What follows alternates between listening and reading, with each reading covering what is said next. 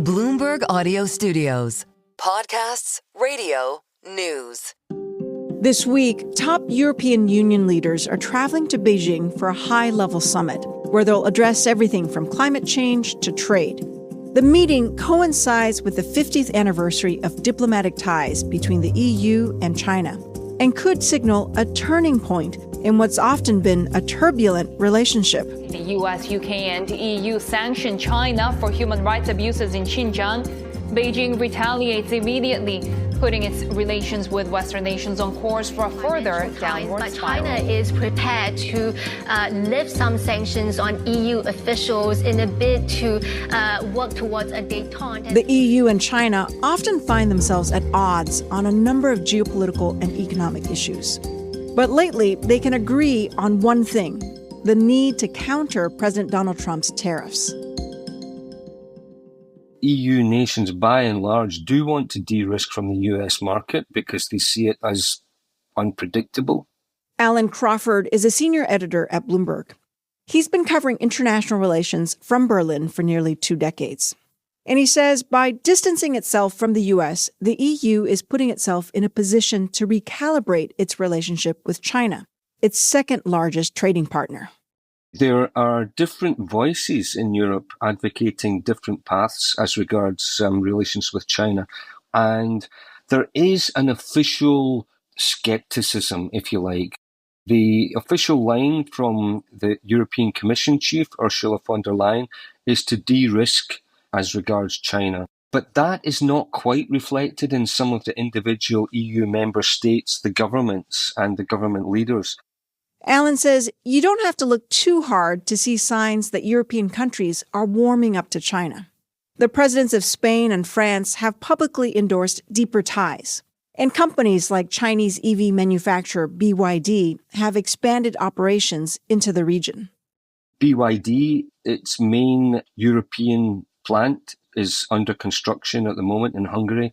Slovakia is also attracting EV and battery technology. These developments haven't gone unnoticed by the U.S. Earlier this year, Treasury Secretary Scott Bessent warned the continent against pivoting to China. Prime Minister, the economic minister in Spain, made some comments this morning. Oh, well, maybe we should align ourselves more with China. That would be cutting your own throat. Alan says with geopolitical tensions rising and Trump's tariffs taking their toll, the EU is at a crossroads. Does it pursue strategic autonomy, as it's called, or does it try and align more closely with China? Or indeed, does it just look past Trump's tariffs and overall aggression and continue its transatlantic ties?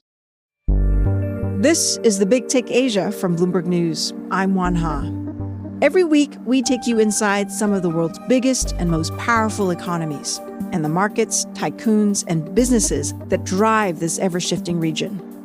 Today on the show, how Trump's trade war is changing the EU's approach to Chinese investment.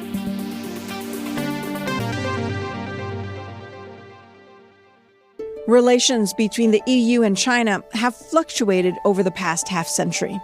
From 1975 to 2010, trade between the two grew steadily as China initiated reforms, signed economic cooperation agreements, and joined the World Trade Organization. In 2009, Chinese investments in Europe rose to $3 billion. By 2016, it had reached $40 billion. Here's Bloomberg senior editor Alan Crawford. There were some really big, notable Chinese investments. The figures vary somewhat, but it reached a peak around 2016, and it was tens of billions of dollars.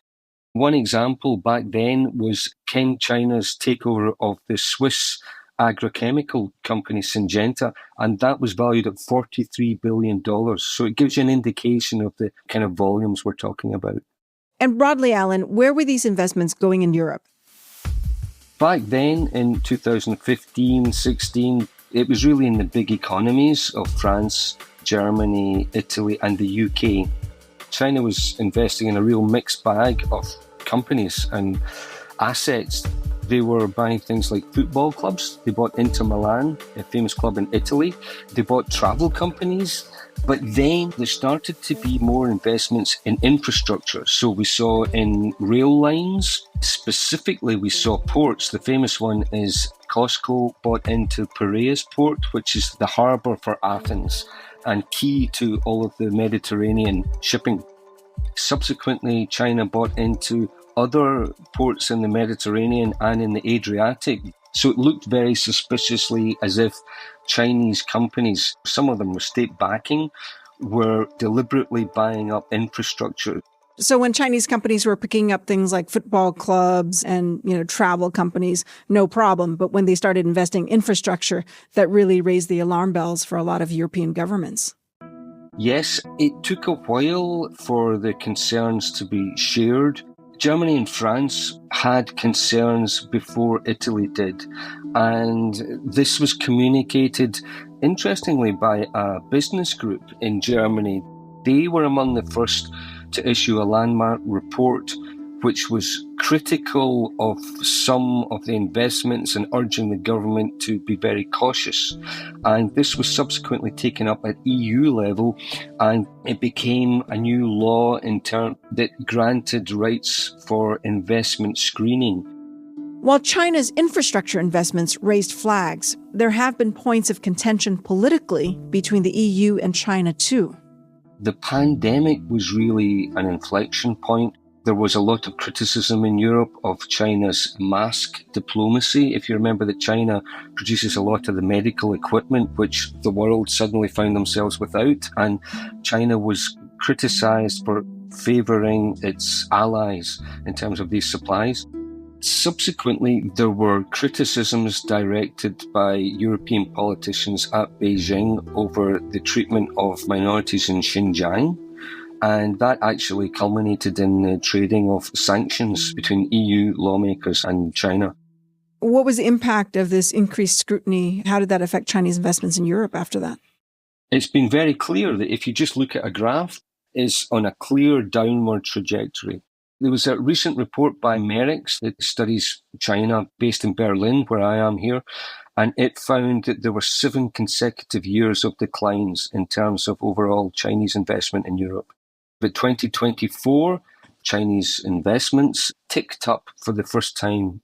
It's important to make the point that this is still just a very small uptick, and it's still at a low level compared to back in the heyday, the golden era. But given the global environment we're talking about, it still seems significant to point out this change after 7 consecutive years of decline. According to the report, last year's rebound of Chinese investments into Europe totaled 10 billion euros, or about $12 billion.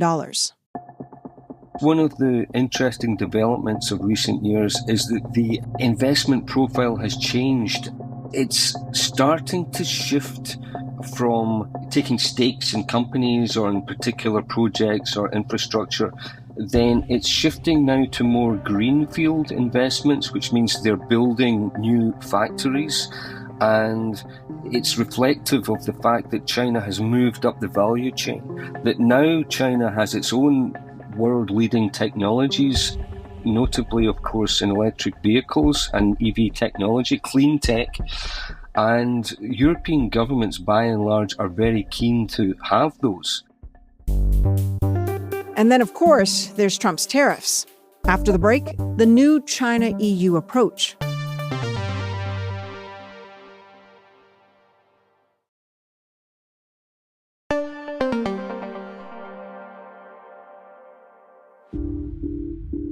Last year was an important year for Chinese investments in Europe. It was the first time that Chinese companies upped their spending there after 7 years of declines.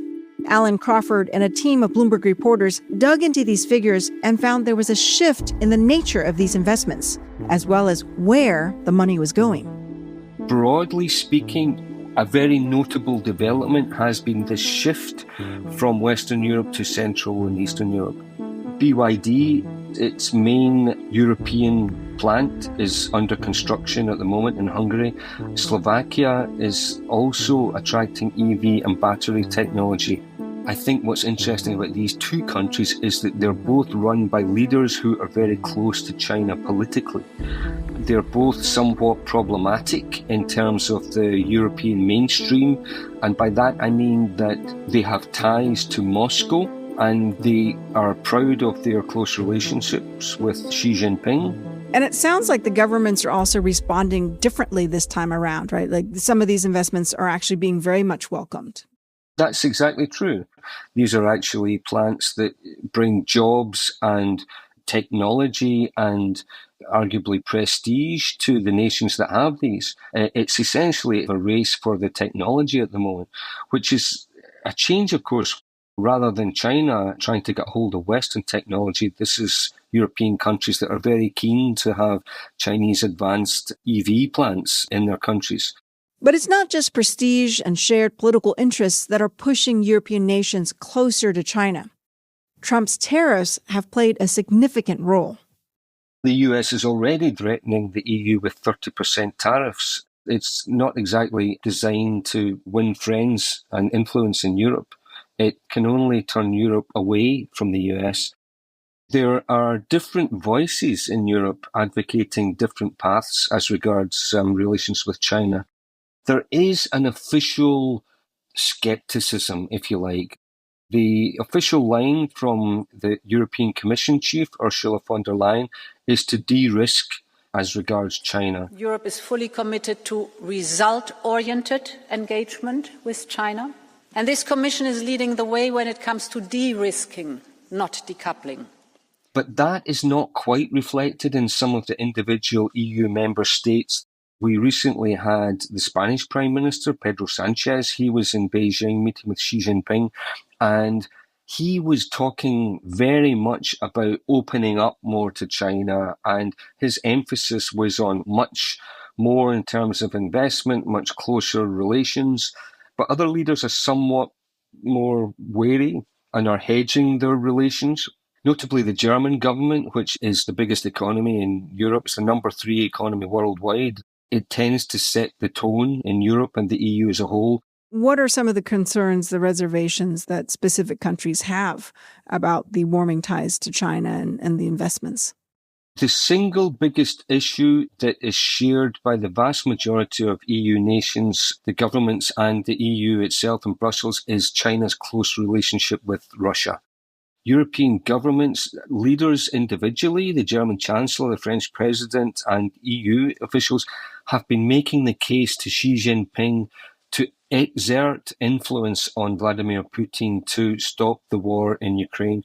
The argument is that China could exert pressure on North Korea not to supply Russia with artillery and with troops, actually. But that doesn't seem to have had any influence either, which, to take us back to the upcoming EU-China summit, that will undoubtedly be a sticking point in any development towards closer relations. I'm wondering then, where does this leave us now? Are we seeing a pivot to China from the EU side? Is there a strong sense that EU countries want to de-risk or de-leverage from the US market? These are two separate but connected issues. Yes, EU nations by and large do want to de-risk from the US market because they see it as unpredictable at the very least. The transatlantic relationship is arguably in more trouble than it has been for decades. At the same time, I don't think that yet translates to a pivot towards China for the reasons of China's support for Russia during the Ukraine war. But also there is a skepticism and inherent wariness which has developed over the past decade, which means that by and large, as a whole, Europe isn't quite ready to fall into bed with China, if you like. I think that there's a recognition that Europe needs to find its own path between the two giants of Beijing and Washington. Now, U.S. Treasury Secretary Scott Bessent had warned European governments against aligning more with China. At the same time, the U.S. seems to be cozying up to China itself. Of course, things change on a day-to-day basis. A few weeks ago, we were talking about threats of 145% tariffs on China. Now we've seen that the US is allowing NVIDIA to sell some of its AI chips to China, which is a complete reversal of the Biden administration's policy and indeed the Trump administration's policy of a few weeks ago. And we're talking about a potential Xi-Trump summit. Trump seems to be willing to do some kind of broader deal with China. And by its very nature, I think that would carve out Europe and leave Europe further adrift, which kind of gives more ammunition to the calls in Europe for more autonomy here on the continent. Back to the EU-China summit later this week, what outcomes do we expect from the talks? What could be the biggest signals that things are warming up between the EU and China? Or are there things to watch in terms of flags, red flags possibly? I think it will be very easy for both sides to agree on the need for free trade and to call out protectionism. They are highly unlikely to name the US or Donald Trump, but they will presumably, I would imagine, put out a robust statement in terms of global values, multilateralism against unilateralism, going it alone. So reading between the lines is clear that they don't like the approach of the Trump administration, slapping tariffs and unilaterally pulling out of the Paris Climate Accord and so on. I think that they will agree on climate issues. One of the biggest potential sticking point is over this China support for Russia. China is still withholding rare earth exports to Europe. I guess the issue really for me is whether these blow up and come out into the open or whether they manage to keep them behind closed doors and maintain a unified stance on those points they can agree on.